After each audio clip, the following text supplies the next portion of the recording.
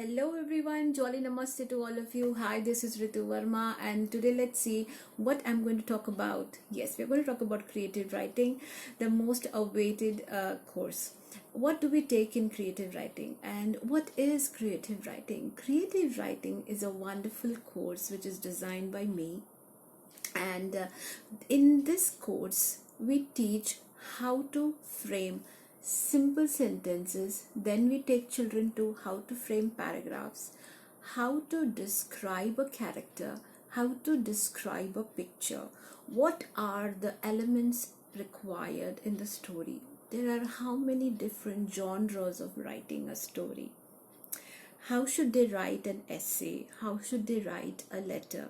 What are different kind of poems? I just give them one word and the children are able to give me more than 6 types of poems on the same word. Isn't it brilliant? Creative writing is igniting the creative thinking in the children's mind. We just have to give them the right resource. We just have to give them the right guidance, the tool, and they are all set to begin. They do wonders at the end of the course. How many levels are there in creative writing? We have made 3 levels in creative writing. Welcome to Phonics Mantra.